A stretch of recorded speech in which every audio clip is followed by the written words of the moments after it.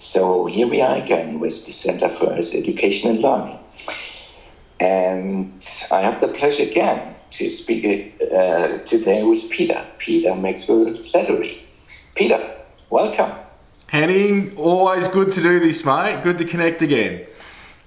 Yeah, thank you, Peter. And to remind, the focus of the center is on galactic education, to learn about us, other species and planets around us.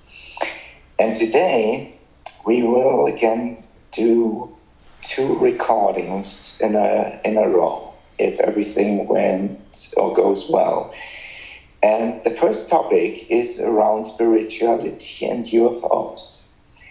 And Peter, again, we shared information about it briefly before, and I want to say this one here, the first one, has some complexity, and I hope we get through it. So the first question is, what is the difference between angels, extraterrestrials, masters, and spirits? As some think, it is either angels or extraterrestrials, not possibly both.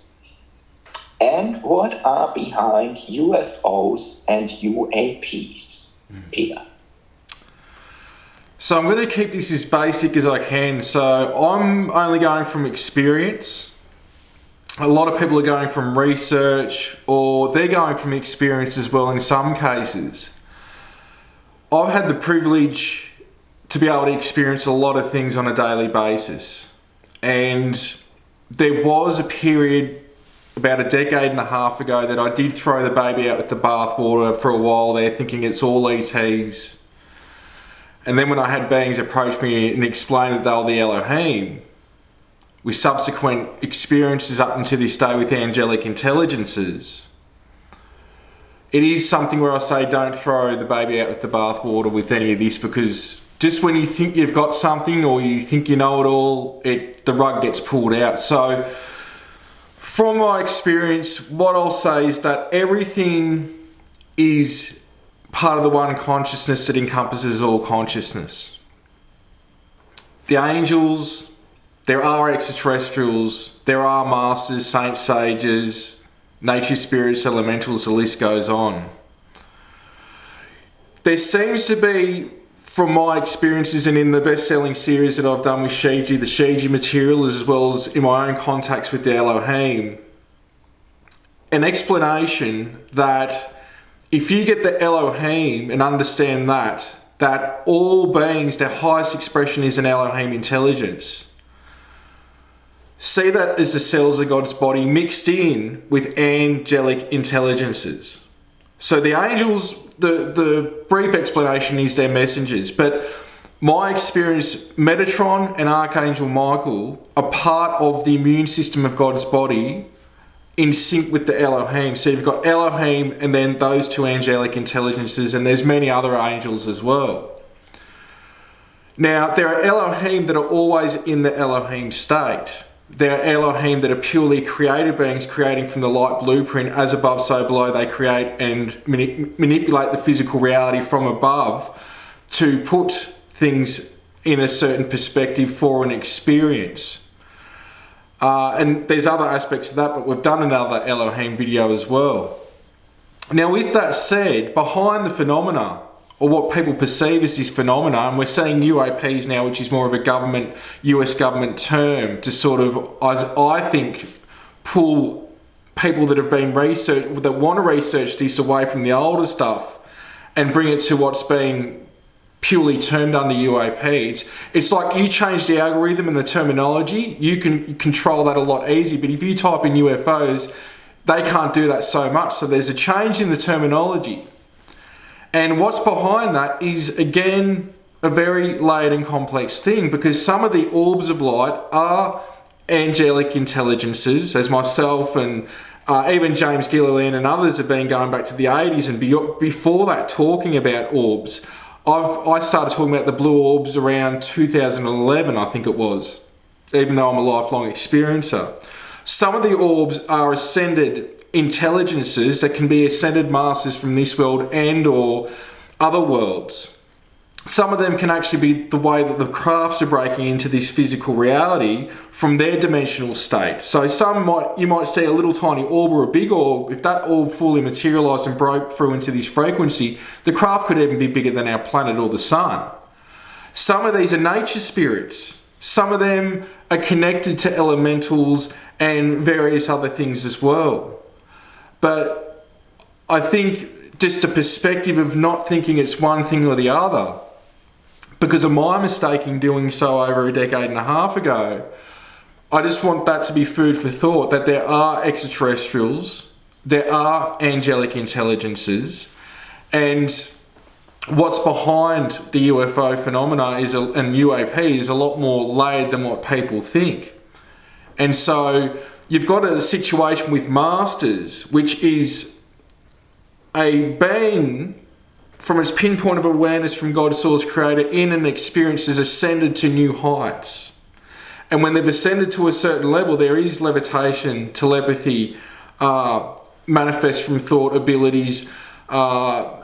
Basically, we could say abilities that most can't perceive in terms of being able to create chi balls and manipulate energy and create energy and teleport by location.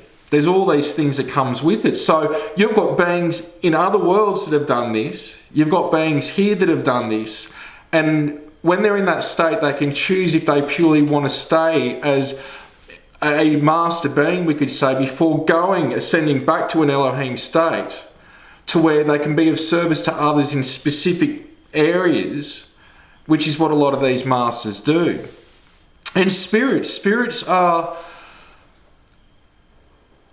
beings that sometimes haven't transitioned. Sometimes they don't want to transition because they're either not ready to or they don't know how to.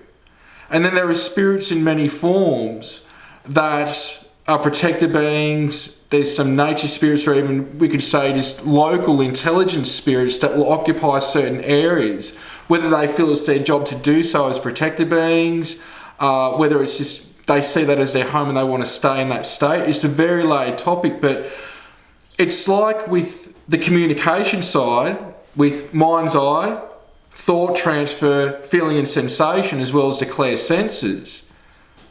These beings are all operating with that, whether it's Bigfoot, whether it's fairies, whether it's nature spirits, elementals, extraterrestrials, angelic intelligences, saints, sages and masters. That is the mainframe, just like they can appear as light, just like they could appear as a UFO. And there are nuts and bolts physical crafts, there are physical extraterrestrials. But there are also extraterrestrials that are in ascended states visiting us from a higher state of consciousness. And in some cases, they will appear as an orb of light. But this is where I say, being the observer, doing the practices, and unless there's communication, for most people, they're just going to see an orb of light. And if they're coming from a Christian background, they're going to see it as an angelic intelligence. They might be seeing it from another cultural perspective and background. They see it from that perspective. And some might be coming at it from an ET perspective and go, well, it must have been an ET. And I think our lens and how we operate can also be an influence to the entity of how they want to appear to us in some cases, but you've got negative and trickster intelligences as well. So if you're coming at this, let's say, as I've found in the past, some people have got activity in their home and they're coming at it from watching ghost hunters. They're going to go, my house has got a ghost in it. You've been watching UFO hunters or another UFO show. Oh, it must be, an abduction going on. So we've got to neutralise, come to a place of observation. And in some cases, we don't know what we don't know. Like meaning with this, if you don't know, you don't know.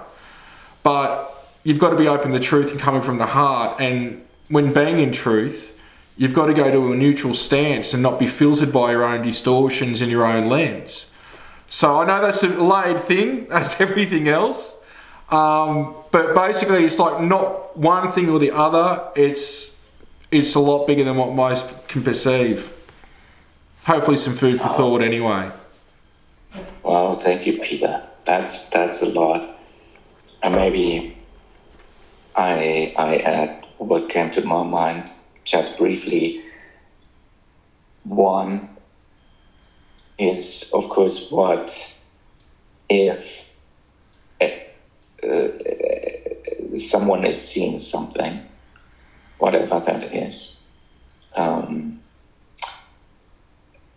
The second thing is, in the Bible, and I came across that, I think, through the material which James Gilliland put forward. In some versions of, or older versions of the Bible, we see pictures and there are objects depicted in the sky, which sometimes look like a UFO, right? Yeah.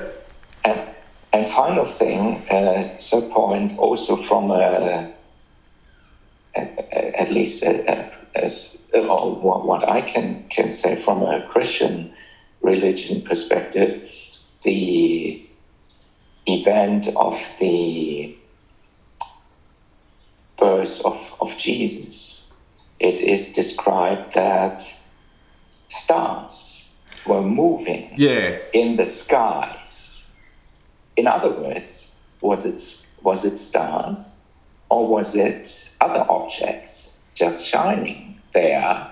But of course, from the perspective of humans at that time on Earth, looked like, there were objects moving along, and they recognized, or as it is described in the Bible, there is something that is somehow extraordinary. Right, Peter? So wanted to say that. And no, good points. And also what a lot of people are unaware of is when you go into Merkaba,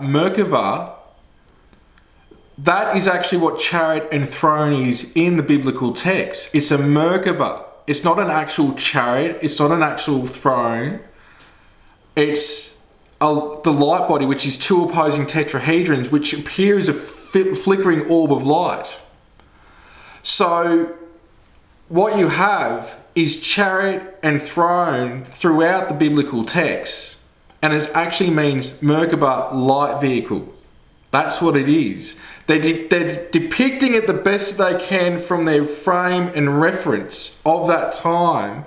But there's also the sons of Arcturus mentioned in the Bible, the bear. You've got the Pleiades mentioned in the Bible, and you've also got Orion mentioned in the Bible. And there is a very much blending and crossing over of what ascended beings on Earth and extraterrestrial can do, as well as angelics. We are, in some way, an angel. Our original state, the Elohim state, is angelic-like. It's just the angels have their thing, that they are in those states doing what they're doing, and the Elohim go out with in-source, and where you could say that the angels are the mediators and monitors along with a variation of the Elohim.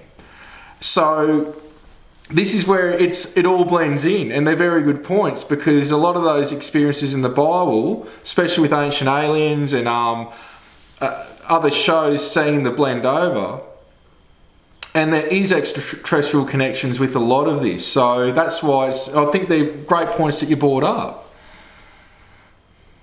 Yeah, thank you, Peter. And again, we get into the second question now, and then, of course, thereafter into another one. But again, I want to say, again, it's a lot of complexity here. And please, everyone, use your own discernment. Yes. Again, and use your own experience. And hopefully, for you and for most, it somehow ties absolutely well together. But let's get into the second question. And I thought, again, as a disclaimer, it makes sense to bring this up. And what I want to say is, you touch upon it, Peter.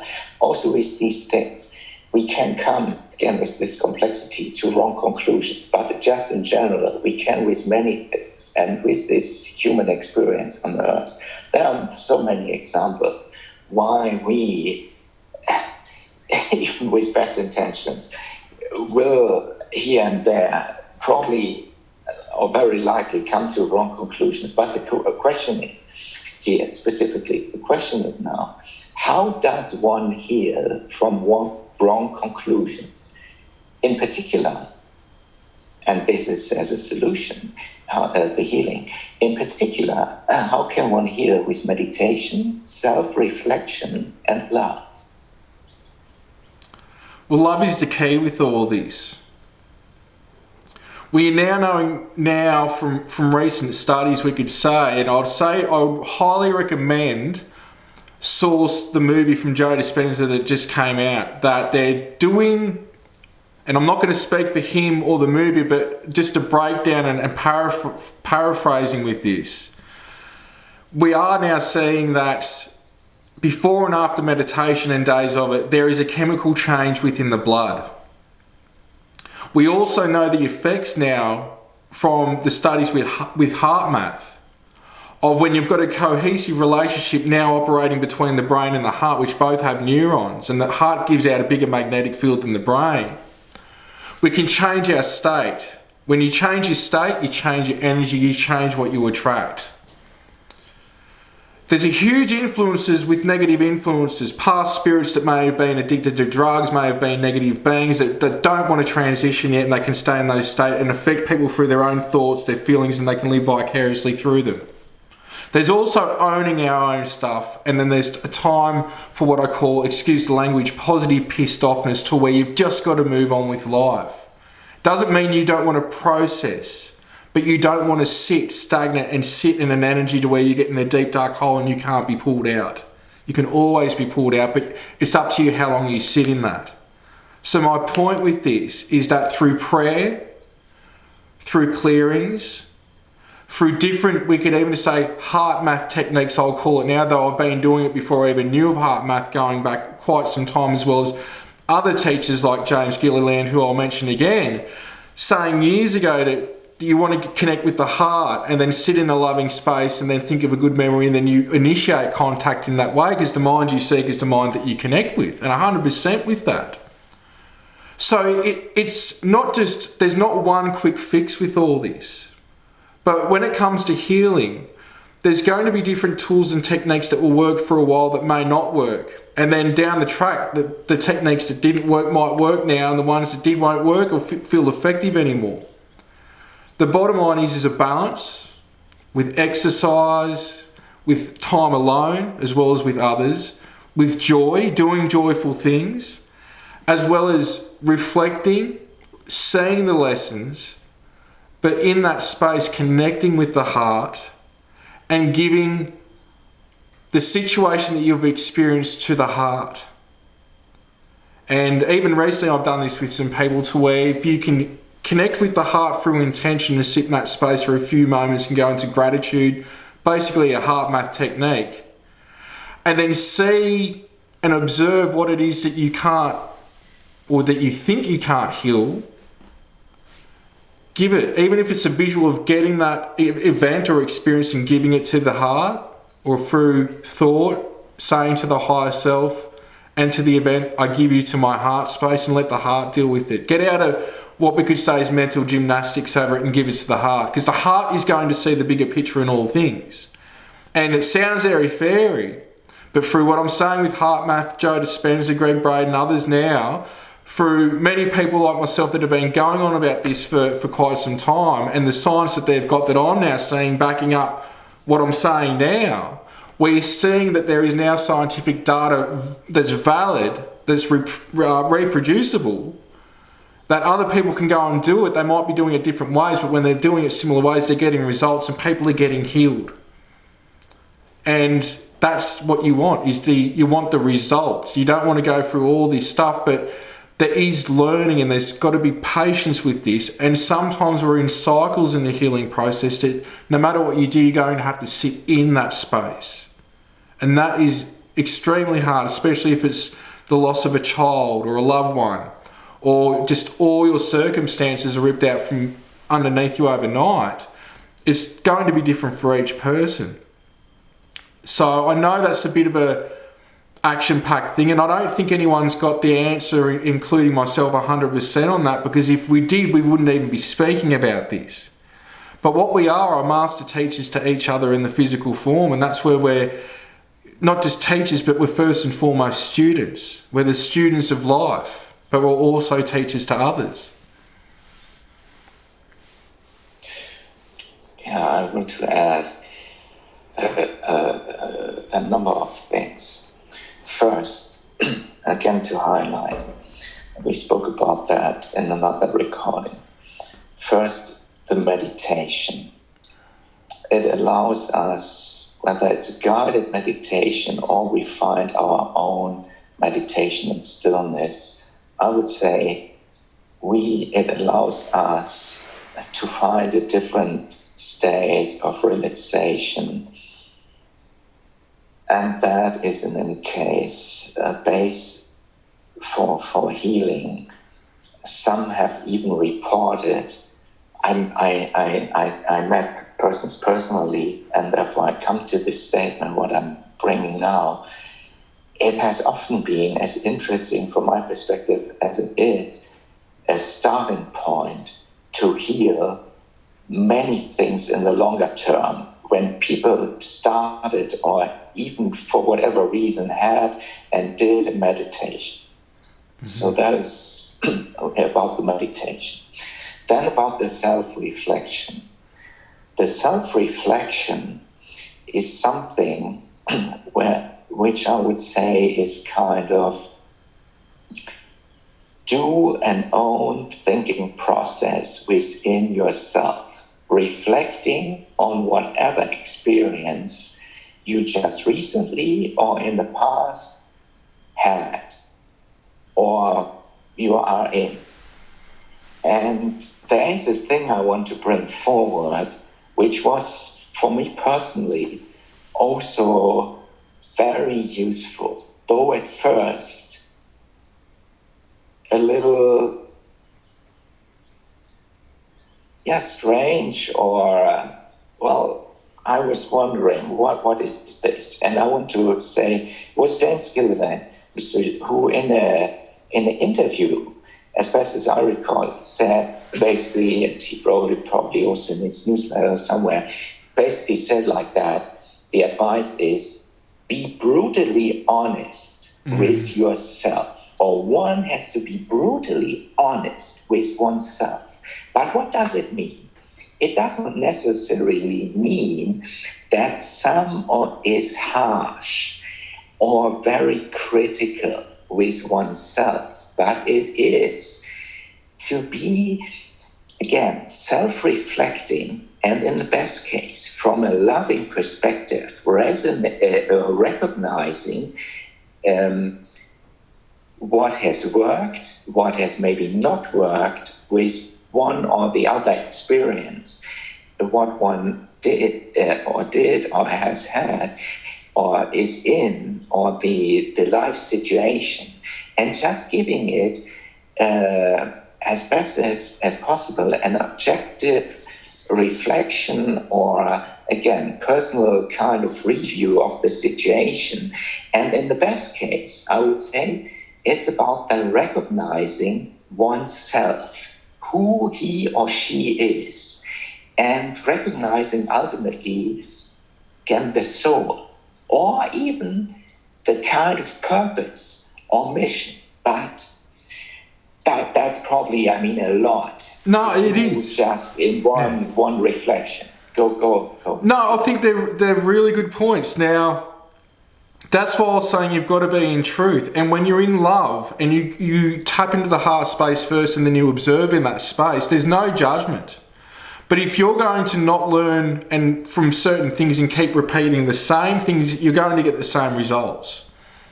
So that they're the lessons we say, not mistakes, they're the lessons. But even up to the point of physical healing, like the power of people's belief, and when they drop stuff, the results can be amazing. Now, even with myself, I've written about this in recent books, but going back over a decade now, I've had people, when I'm doing meditations at skywatching events or little events that I've done, I've had people walk again without the need of a frame or a cane.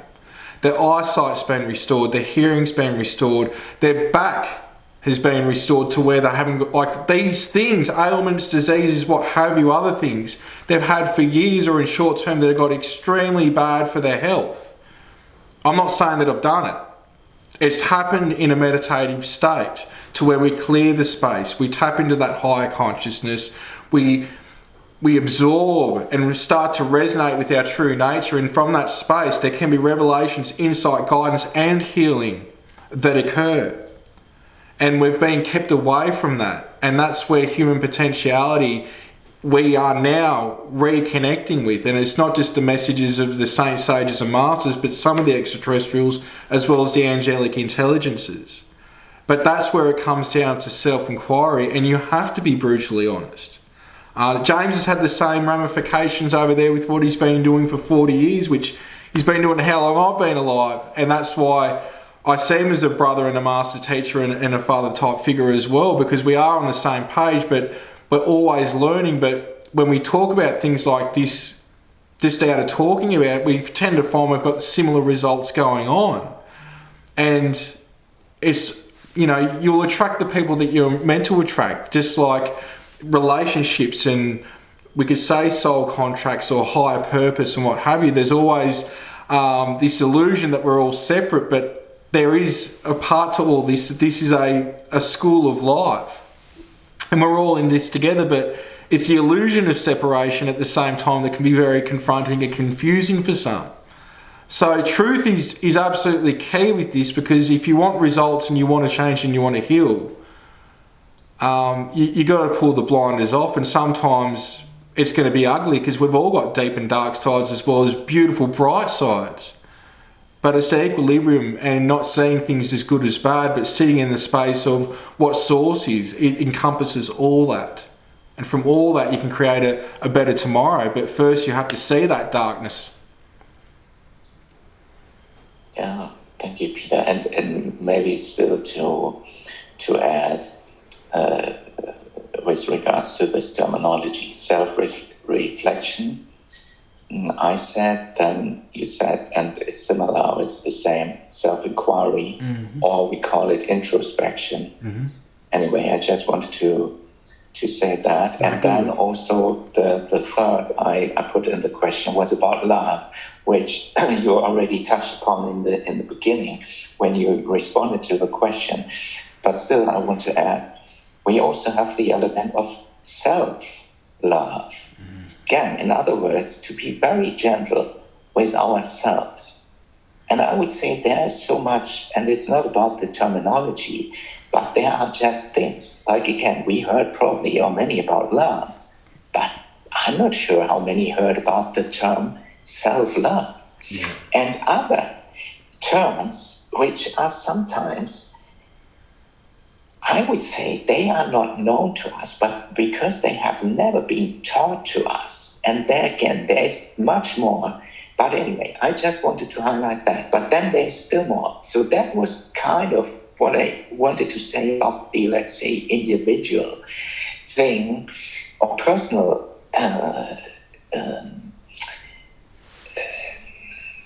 angle when it comes to how we can heal from wrong conclusions.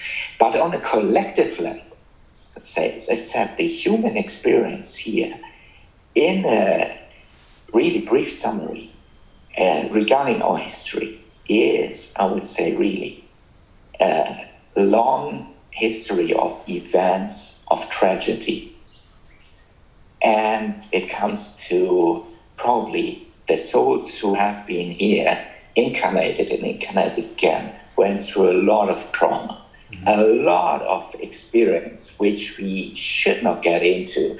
But in any case, the healing from this, and even just in this life, this lifetime, there's probably a lot everyone can here and there relate to. But then still, I want to read something, and I hope it comes all beautifully together. I wrote to someone a couple of months ago this kind of thing. I will just read it. And I will read it starting now. Some will never understand what has happened and how much has been forgotten. And then reality all came here, meaning on this earth, but made different choices and still blame others for that in the worst case.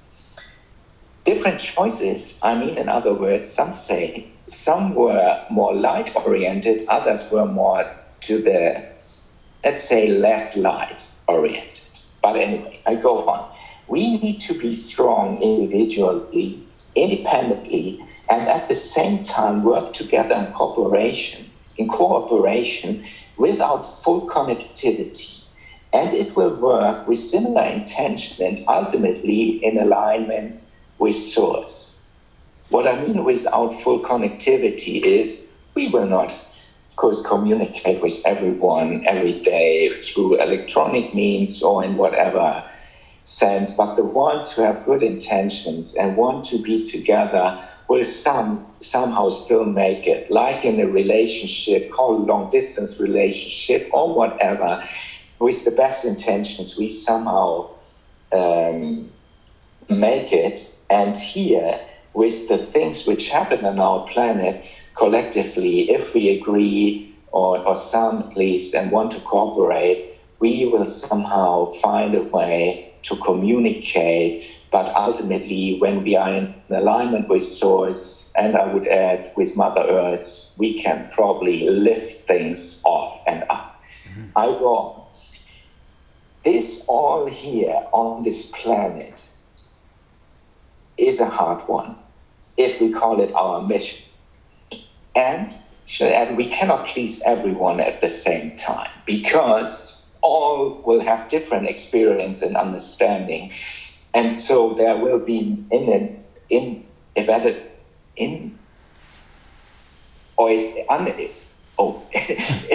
you cannot avoid it, that there might be misunderstanding or disagreement, whatever, how to move forward with things. But I would also add, and to go on, as difficult as it sounds, not all needs action. It is energy that makes a difference, and how that energy is created.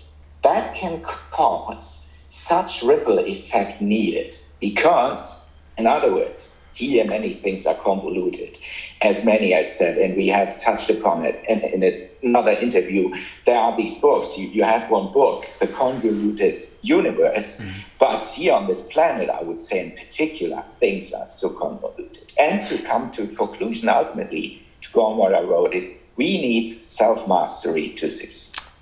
That is the key. That is the key. And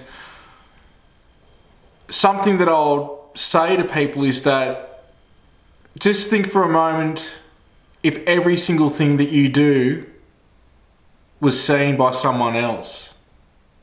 When you think you're alone, your actions, even your thoughts. Well, I'm saying that is because I alluded to this, the last thing we did, where before interfacing with Archangel Michael and Metatron, I had basically, we could say, a life review of all the good I'd done, all the bad I'd ever done from everyone else's perspective. Nothing's ever forgotten. Nothing's ever unseen. Your thoughts, your feelings, others' thoughts and feelings. But when you come from a place of love, there's no judgment with that, but you will experience that. And thank God it's short-lived in some cases, meaning the negative aspects when you see what you've done to everyone else from their own perspective.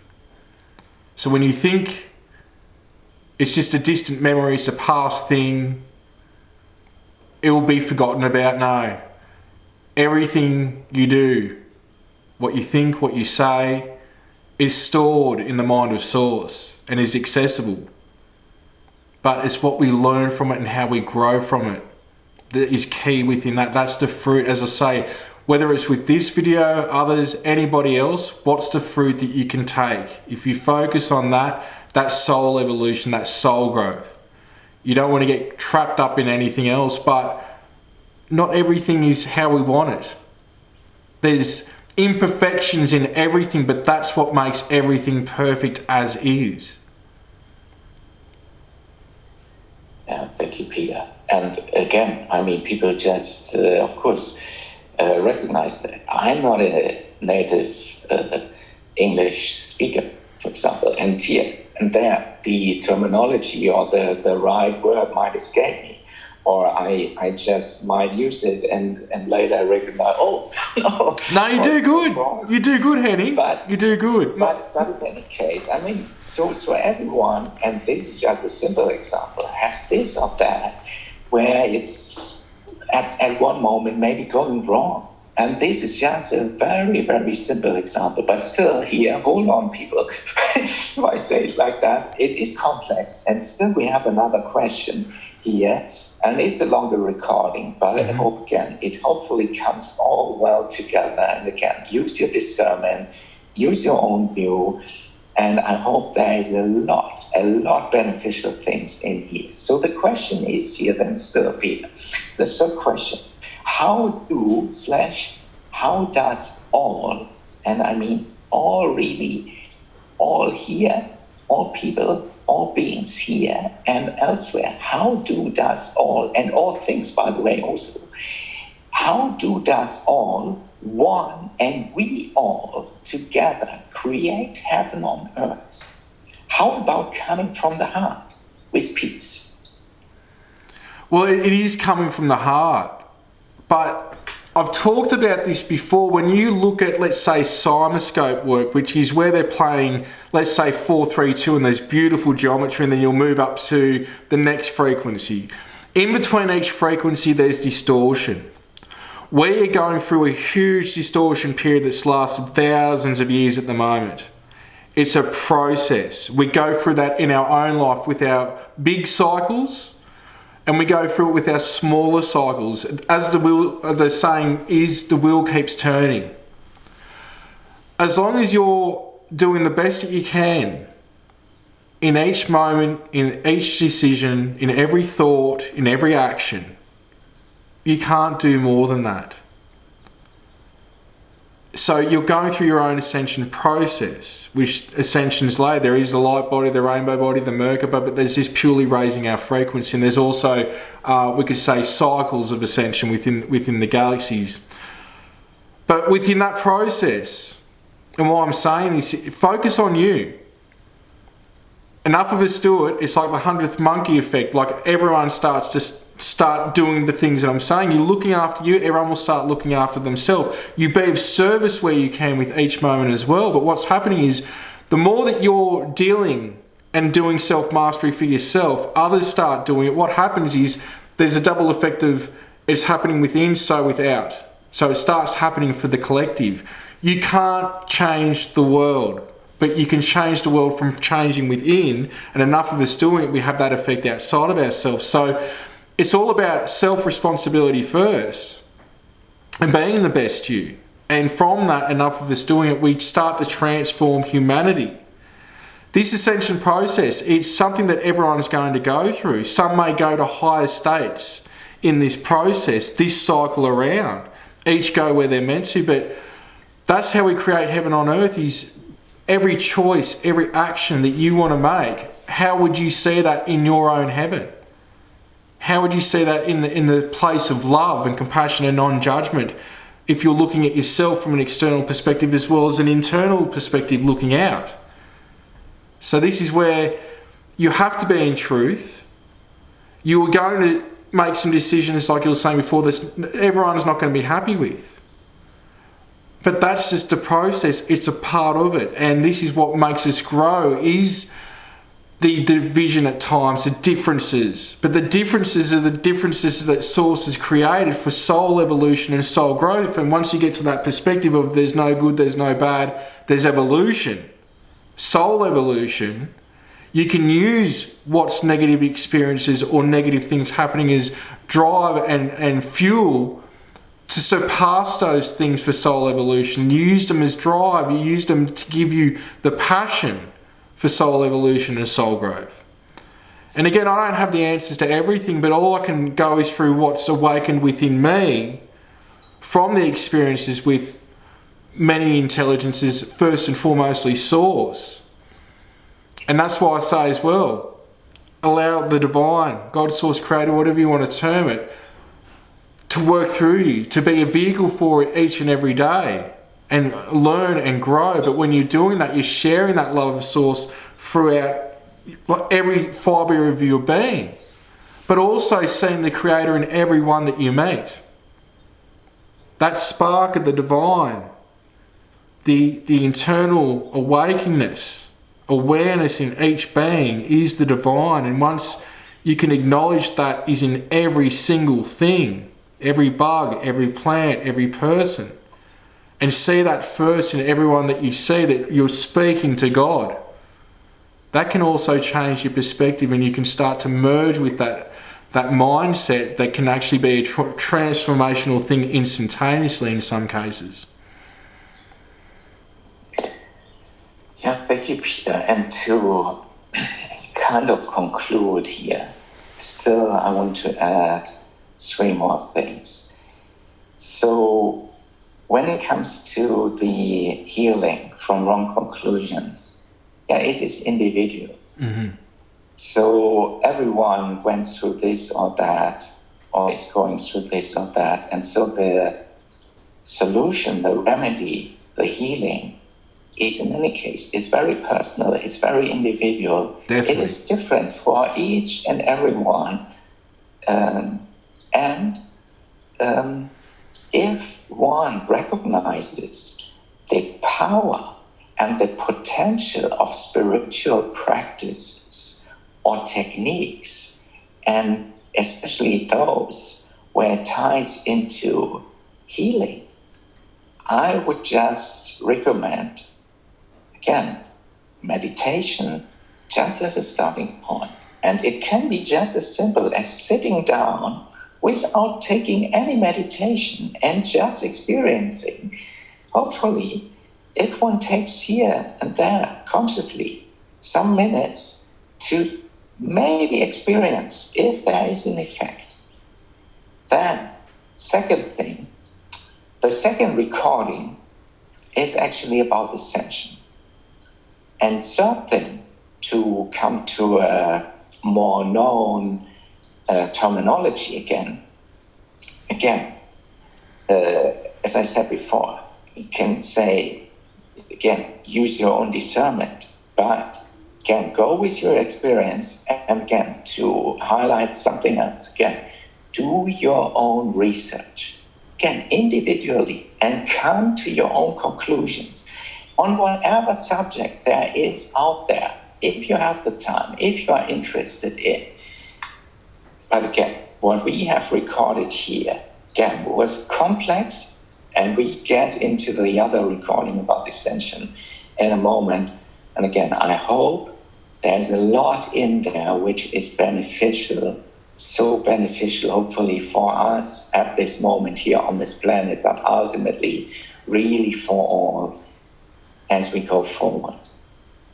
Peter, anything to add? No, just the other thing I'll say, just to add with the meditation thing you said, is just even 3 times a day, doing a clearing prayer, whatever that is for you, whether it's mine, whether it's James Gilliland's, others, make up your own.